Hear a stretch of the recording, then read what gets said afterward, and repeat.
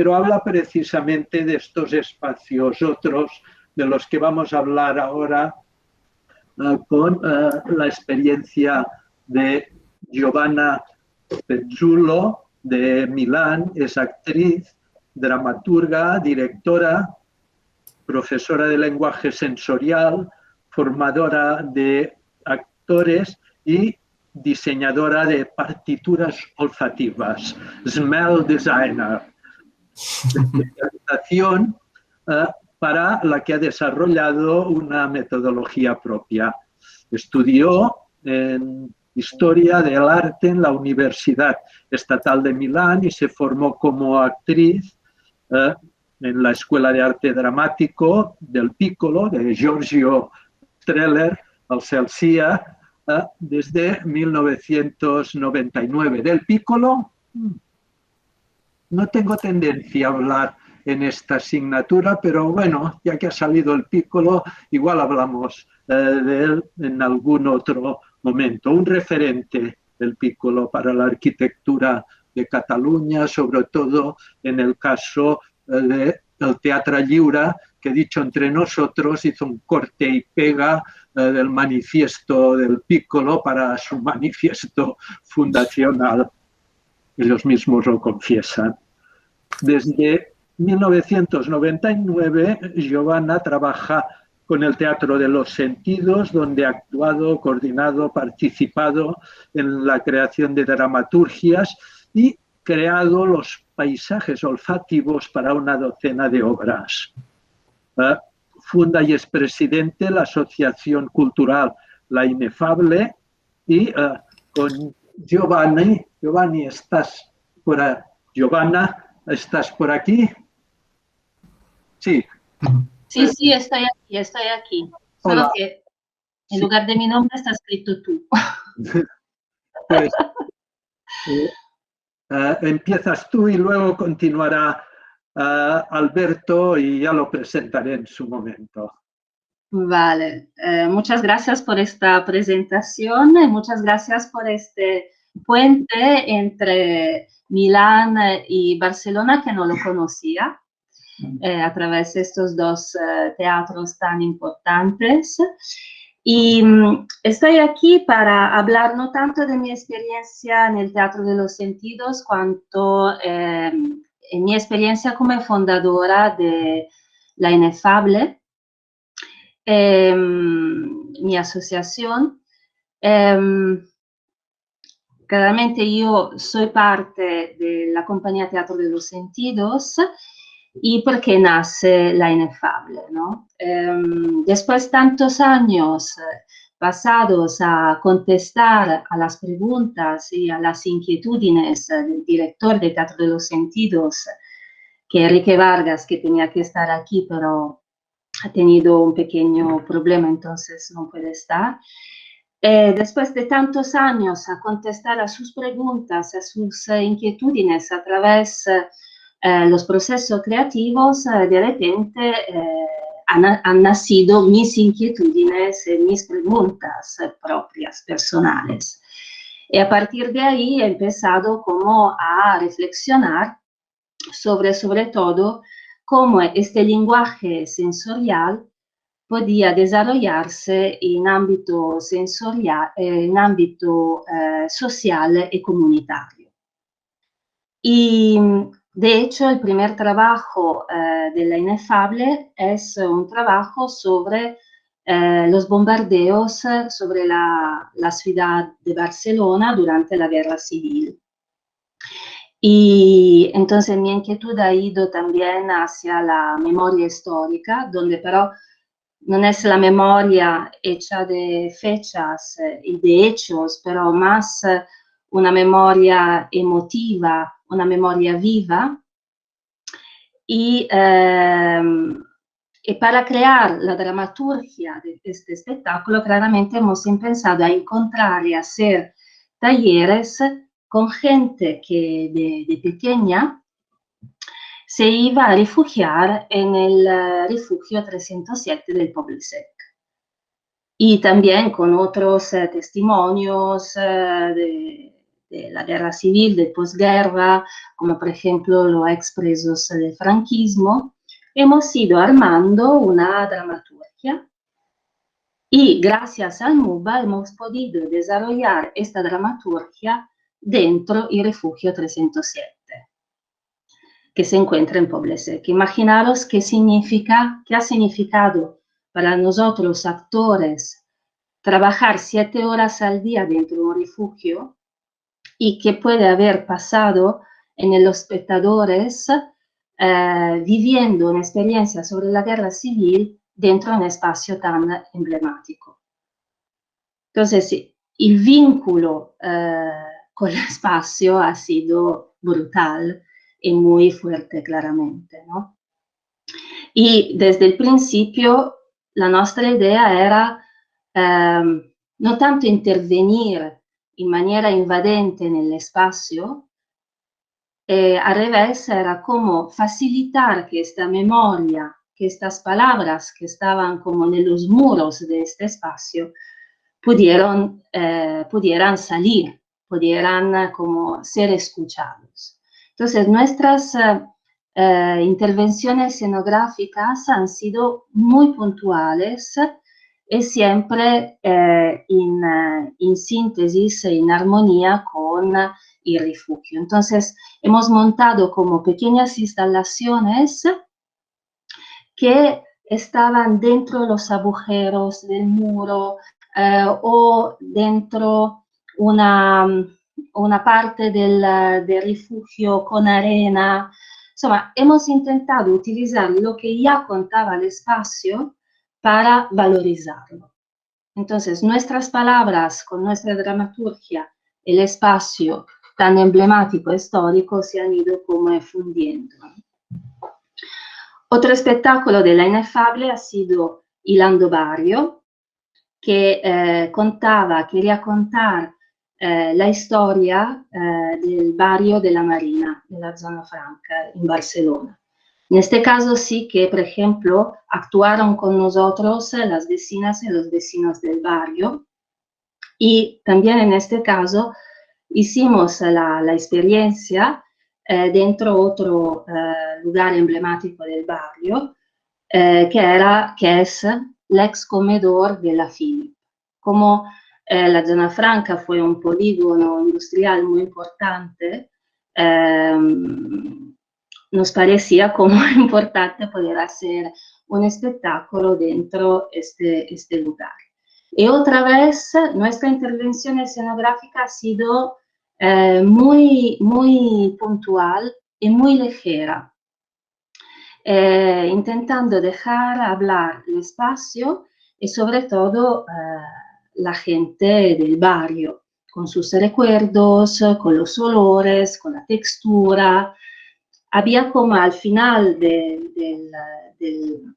¿cómo se llama? Del espectáculo, de la experiencia, toda una estructura hecha en hilos, como una pequeña ciudad de hilos blancos, que non cubrían el espacio, anzi como lo valorizaban, ¿no? Era una estructura muy ligera, con fotos colgadas, los hilos que surgían desde objetos que un poco representaban la memoria, ¿no? de las diferentes épocas que queramos como contar, ¿no? Durante la dramaturgia. Entonces, esta levedad de la estructura permitía otra vez un diálogo fundamental entre el espacio y la historia que queramos contar, los movimientos de los actores y del público. Otra cosa que nos parece muy importante es que desde este diálogo con el espacio y nuestras dramaturgias, se crea algo muy interesante, que es lo que además queremos, ¿no? Como hablando de algo muy, entre comillas, pequeños, que puede ser un barrio de Barcelona, Gente que ha venido a ver la experiencia, una mujer de África y un chico italiano, al final nos dijeron, yo de repente me encontré en mi pueblo en África, en mi ciudad en Italia. Lo que queremos es que desde el pequeño se pueda ver el grande, que del particular se pueda ver lo universal, ¿no? Que esta dramaturgia, este espacio que vamos creando, crean una resonancia que crea una comunidad mucho más grande, ¿no? El pretexto de trabajar con la memoria histórica es un pretexto para crear también una comunidad, ¿no? O fortalecer una comunidad en el barrio. Pero no solo pasa esto, ma la comunidad se hace más grande, entonces de repente somos todos comunidad, ¿no? Y esto pasa a través de un trabajo de resonancia que creamos con la dramaturgia y con el espacio.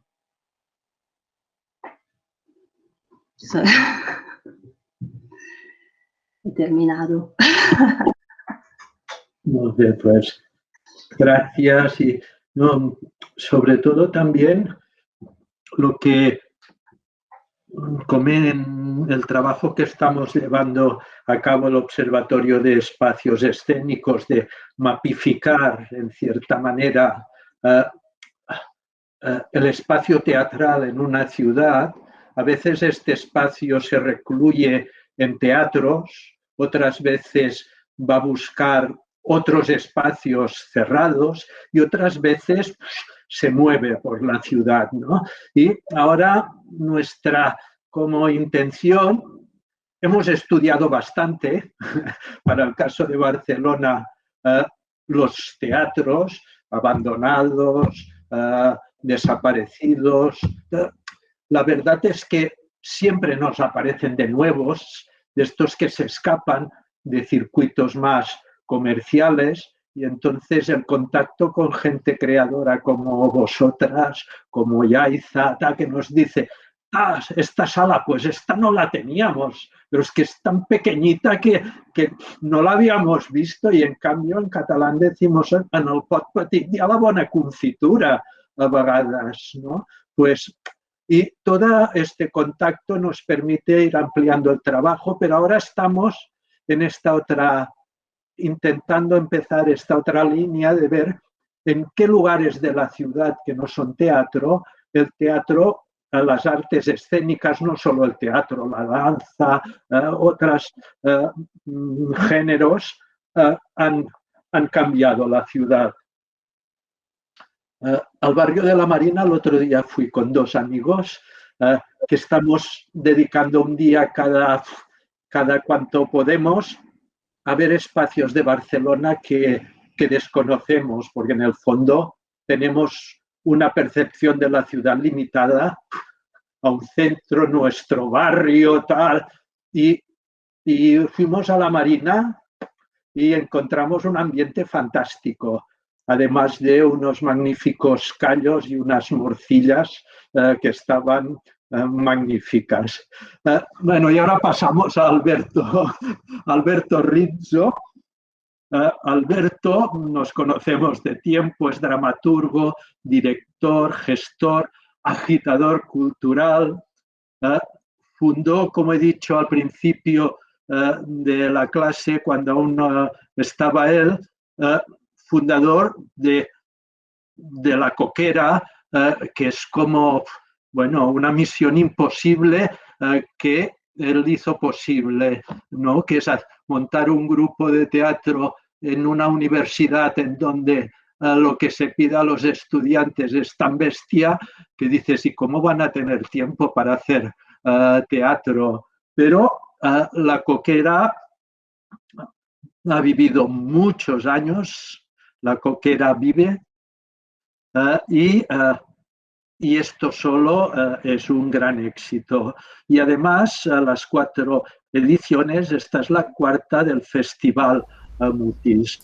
Alberto Rizzo, que está presente en todo esto, ha colaborado en diversas revistas de teatro, ha publicado libros de ensayo, haciendo mutis en el 2013, microteatro, el tamaño no importa, volumen 8, en el 2018, y de teatro, piezas de teatro, Almisdae y Carrusel. Alberto, adelante. Hola, muy buenos días. Muy buen día a tothom. Muchas gracias, Antonio, por la oportunidad.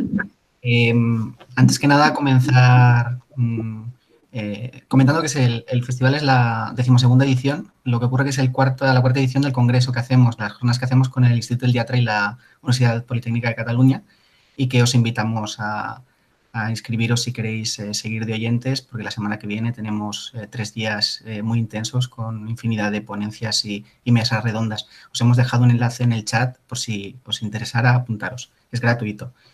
Bueno, como Coquera, nuestro primer contacto importante con el crear teatro en espacios no convencionales comienza con un encuentro teatral en Barcelona. Era el 75 aniversario de la desaparición de Federico García Lorca y hicimos hacerle un homenaje. Donde reivindicar al poeta, pero desde alguno de sus personajes secundarios menos conocidos, desde su dramaturgia. Os voy a poner un enlace en el chat y podéis ver el teaser de la pieza. Nuestras referencias eran, pues cómo no, el Teatro de los Sentidos. En sí, uno de nuestros actores, Jordi Lafuente, forma parte del grupo. También el Teatro Menor de José Sánchez Sinisterra y sus postulados. Y sobre todo gracias a Antonio Ramón y su asignatura, en la cual participó aquel año como profesor invitado Jean Guilecat. Conocimos mejor el trabajo de Peter Brook y también a Ariane Mushkin y ese 1789 del Teatro du Soleil. En paralelo habíamos trabajado con Benjamín Alonso en el aula de teatro de la UPC para hacer una actividad itinerante con estaciones, y como Coquera aplicamos estos conocimientos ya a una entrega de premios de poesía que organizaba la UPC, el Univers, en la que nos encargaron dinamizar pues una especie como de recital post-entrega, creando una itinerancia de estaciones con espacios donde trabajamos la atmósfera, la colocación del público, etcétera, etcétera. En esta pieza que os vengo a presentar ahora, en homenaje a Federico García Lorca, se trabaja la itinerancia de público a oscuras, con público reducido, máximo 6 personas por cada guía, donde la única luz es la vela que lleva el propio guía, y al llegar a cada estación, donde le esperan uno o varios actores, estos se activan y el público, de manera natural, crea un círculo alrededor de los actores y, por lo tanto, una ágora íntima donde se da lugar la actuación. Lo interesante de este tipo de propuestas es que el público, al quedar tenuamente iluminado el círculo, se convierte además en escenografía humana. No solo hace mejorar la acústica y centrar la atención, sino que, cuando se transita incluso entre estaciones a oscuras, en silencio, crea imágenes muy sugerentes, pues haciendo un espacio aparentemente desconocido o inhóspito, pues un espacio poblado. Ese tratamiento de la luz, preciosista, se contrapone pues con la parte final de la pieza, con una ruptura completa de la convención y la irrupción de una luz intensa, fría, ya fuera de luz de sala o reforzada por linternas, que desnudaba el espacio y los actores, sacaba de la obra completamente al público cuando más metidos estaban, y se reintroducía esa separación neta y clara entre quién actúa y quién es espectador, de una forma pues, que hacía sentirse bastante impotente al público, se le apartaba de sus guías, de sus actores que justo acababa de conocer, y se escenificaba un fusilamiento. Poetizado, en cuanto que se realizaba por medio de una poesía y no se escuchaban disparos, y deconstruido en cuanto se desdoblaba el eje y el público se encontraba en la misma posición que estaría quienes harían una descarga de fusilería. Esa obligatoria inacción del público les podía hacer sentir víctimas y a la vez ser un punto cómplices de la escena. La obra cerraba con un retorno inicial pero diferente a las convenciones, habíamos hablado, pues tras romper ese silencio y un actuar casi a base de susurros, de un espacio curvo, orgánico, pues pasamos a ese griterío malas formas para un espacio recto, anguloso, y luego se concluía con un retornar a algo que no había ocurrido hasta entonces, que es la música. Una actriz cantando una nana a capela retomaba la convención de los guías que llevaban las velas y con un candil a modo de flautista de Hamelin sacaba al público de escena, mientras los fusileros, fumaban entre risas y el teniente se aseguraba de que no hubieran supervivientes entre los cadáveres que había en el suelo. Por lo tanto, al sacar al público de escena no se daba la posibilidad de que hubieran aplausos. Sí que es verdad que el público lo necesitaba y cuando salía afuera se encontraba con que estaba desnudo en la calle y tenía necesidad de aplaudir, pero no estaban previstos, ¿vale? O sea, lo enfocamos sobre todo porque el aplauso, o sea, esta elección era por, muchas veces el aplauso narcotiza, o sea, es decir, te hace olvidar prácticamente lo que has estado viviendo hasta entonces y si se retrasaba al máximo, la gente se centraba en lo que estaba sintiendo, ¿vale? No en el hecho de tener que agradecer algo a alguien, o sea, salir de ellos mismos. Esa parte queríamos retrasarla lo más posible. Aparte que aplaudirnos a nosotros cuando estábamos haciendo un homenaje a otra persona, pues nos parecía poco ético. Bueno, esta pieza la hemos llevado a cabo desde, pues, no sé, desde una sala independiente, como era la antigua sala Porta 4, aljibes subterráneos, almacenes abandonadas, tapias de iglesia, salas de exposiciones, salones nobles, salas de actos, bibliotecas y, bueno, hasta un refugio antiaéreo. Un momento muy especial fue cuando en 2018 el Teatro de los Sentidos nos invitó a hacerlo también en su sede en el Polvorín de Montjuic, lo cual fue muy hermoso.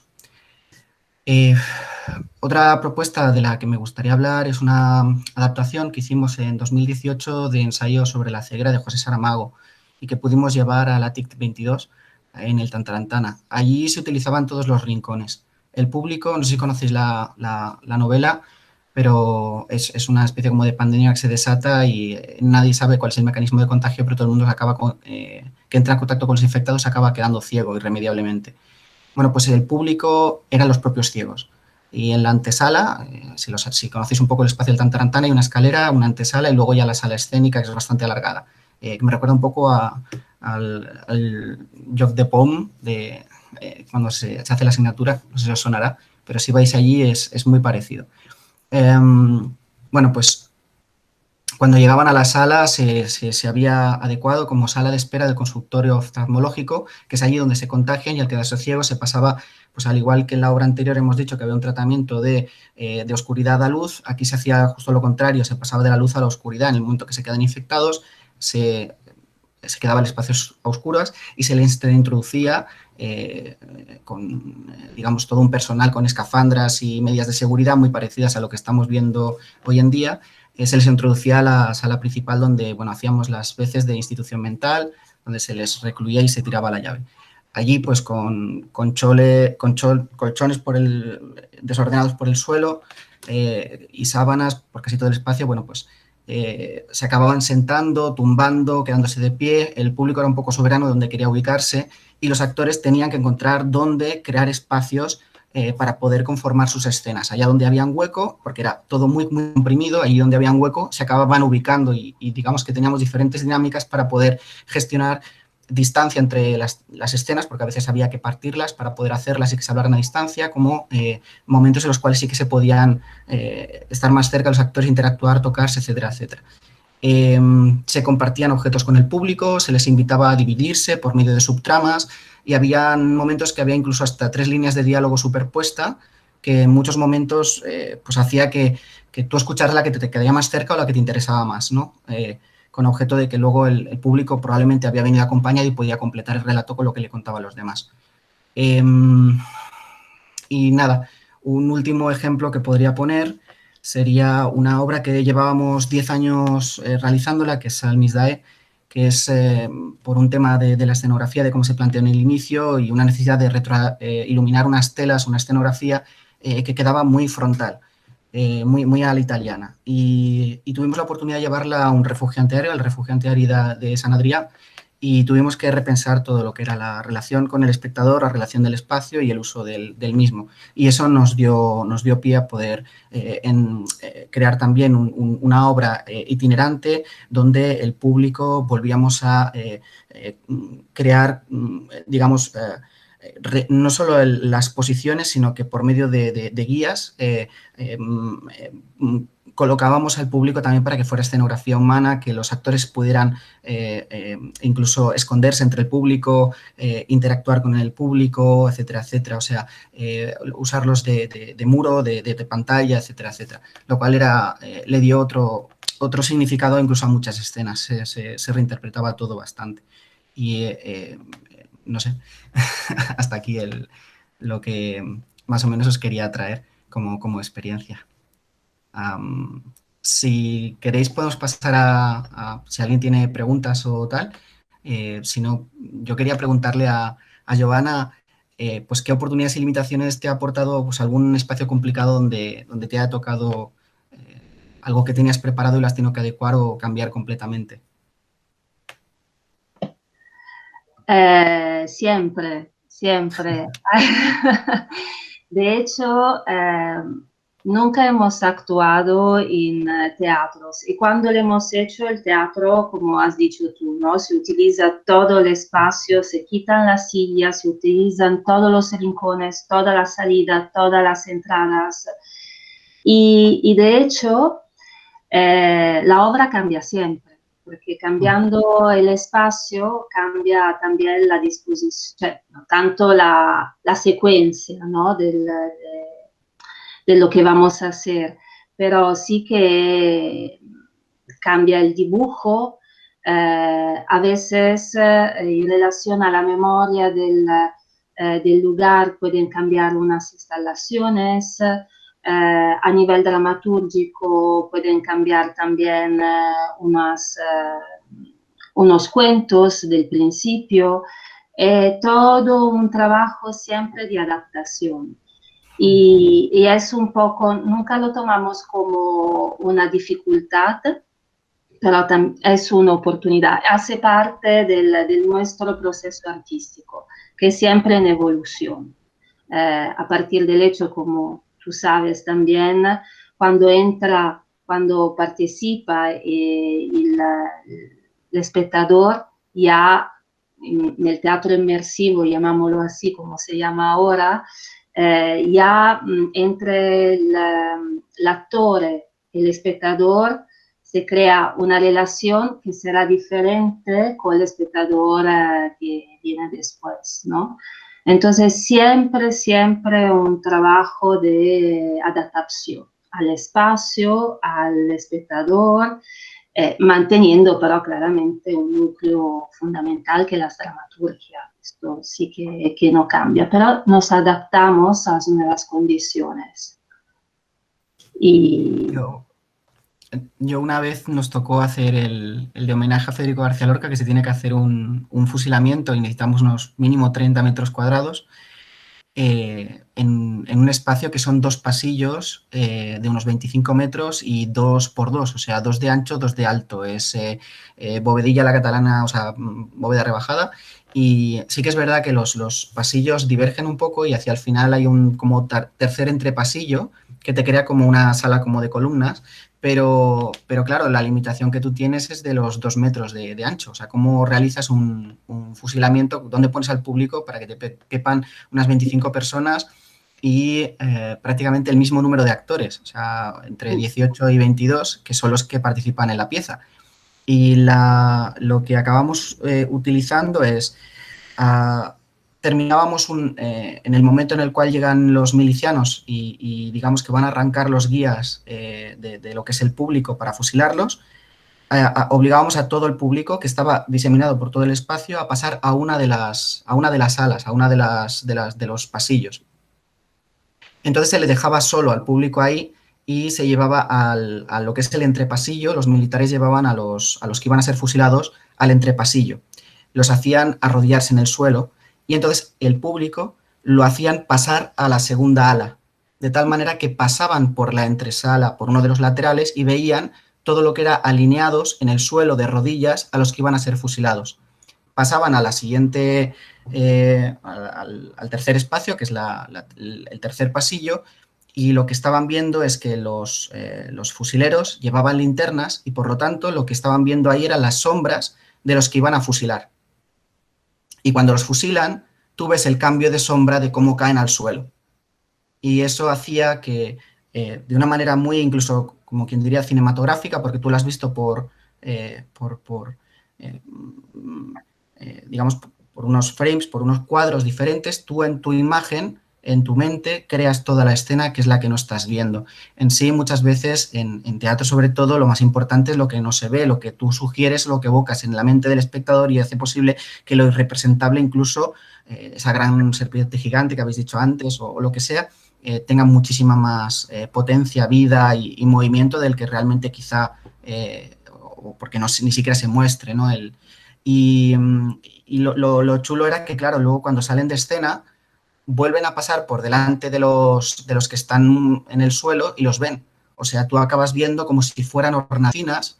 Además que, claro, los fusileros no los ves porque están a contraluz porque tienen la linterna, entonces solamente ves quizá la punta del cigarrillo iluminarse, pero lo que estás viendo es cómo están iluminando a los cadáveres en el suelo y te tienes que ir. O sea, que también es bastante doloroso eso. O sea, bueno, no sé.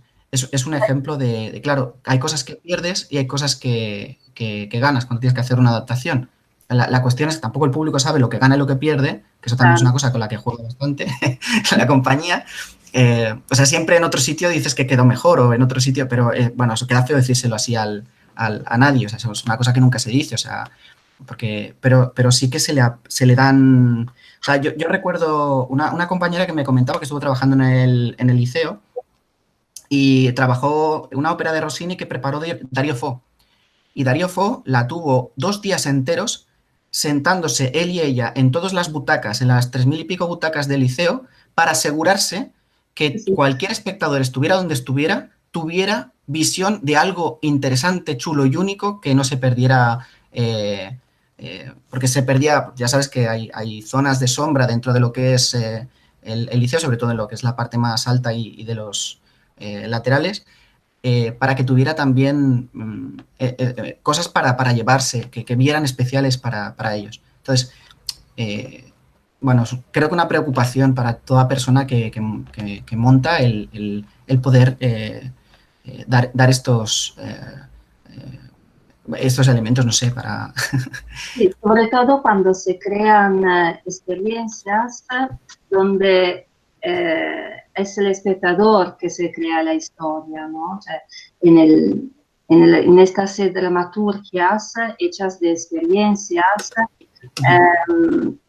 es veramente el espectador que se crea su dramaturgia, su historia. Entonces es fundamental preparar todo, propiciar todo para que el espectador pueda imaginar, pueda evocar, pueda como sentirse que está habitando un espacio, que este espacio es suyo, ¿no?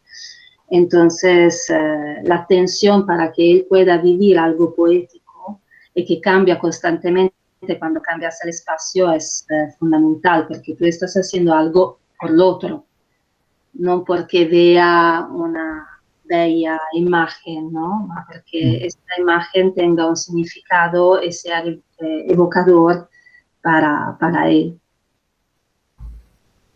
Sí, además que tiene más que ver con la experiencia que no simplemente con escuchar o con atender algo, sino que tú estás viviendo algo.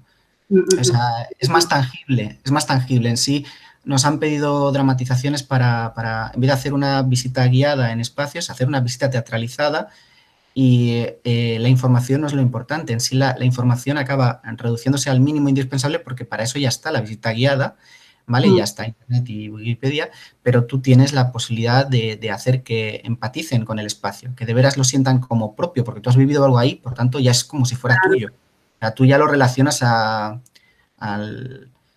tengo la experiencia, por ejemplo, de una visita teatralizada que hicimos ¿dónde fue?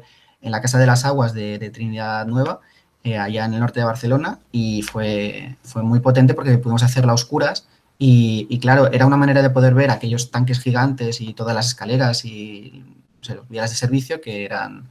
Sí.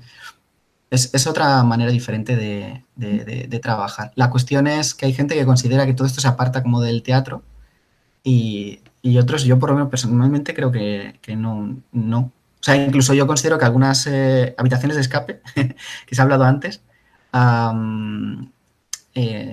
si tienen una dramaturgia, tienen incluso actores, sí, es cierto de que no es exactamente teatro, pero es que está muy, muy, muy, muy relacionado. O sea, no sé.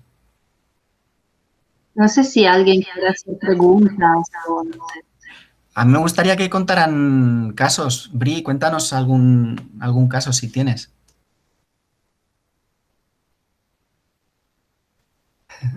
No se ha enterado. De hecho, ya los ha contado. No pasa nada.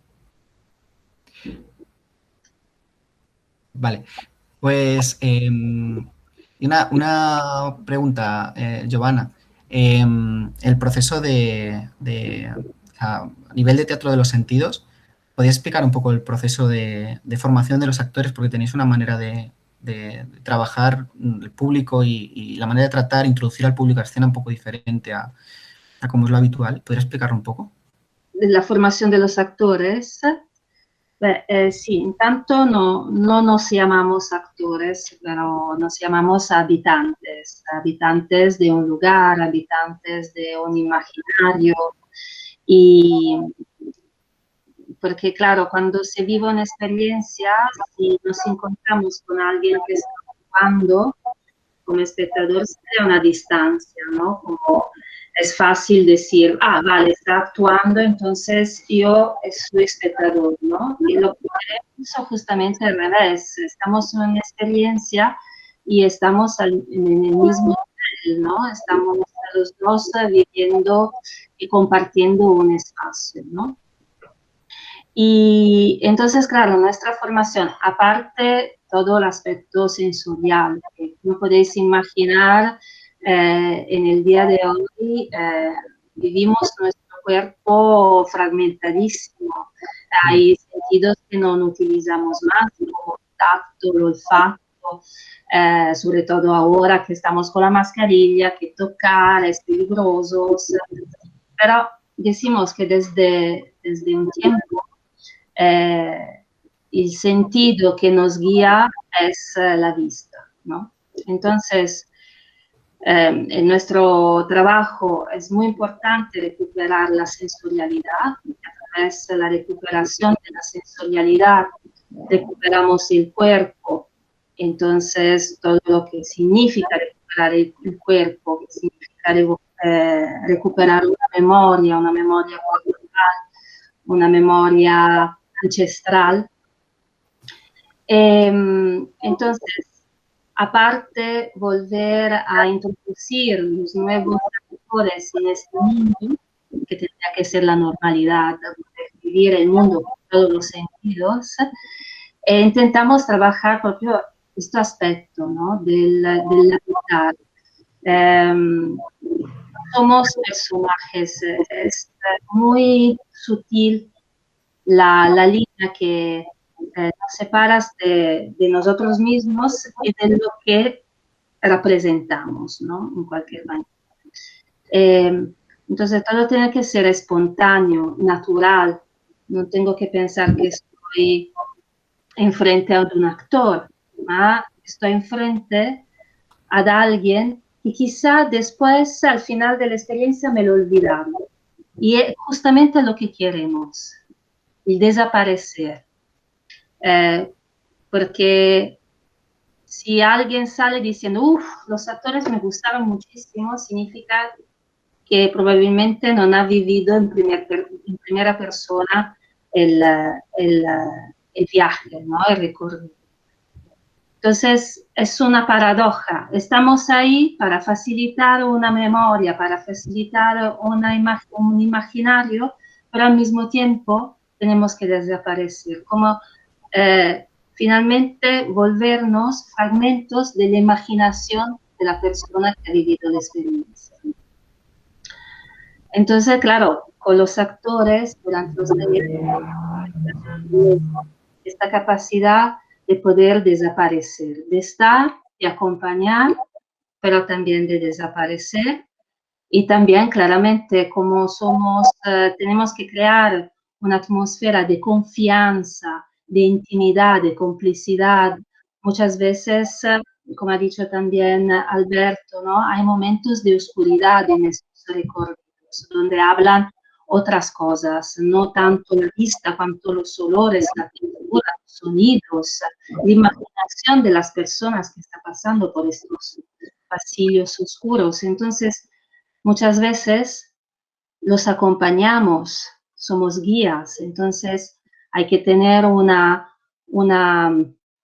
dulzura, una capacidad de guiar sin manipular, de animar el cuerpo del otro, sin manipular lo que necesita como un cierto entrenamiento, que dura para toda la vida, porque yo todavía estoy aquí, aunque trabajo con este lenguaje desde 20 años, siempre se me escapa algo, porque todo lo que vivimos cotidianamente no va hacia esto, ¿no? No va hacia el cuidado, no va hacia el tocar, el escuchar, va a otras cosas, ¿no? Entonces, durante los talleres, la formación de los actores, trabajamos esto. Bueno, doncs, bueno, muchas gracias por esta sesión intensísima, ¿no? Y ahora, igual que el Congreso Total ha empezado, es como una previa, como una especie de preestrena, quedan unos días, 2 días también muy intensos. Larga vida pues a Mutis. Larga vida. Y muchas gracias, Alberto, para invitarme aquí y para ser acogida. Gracias. Bueno, pues nada, continuará y hasta pronto, hasta el día de la presentación del Congreso en el Instituto.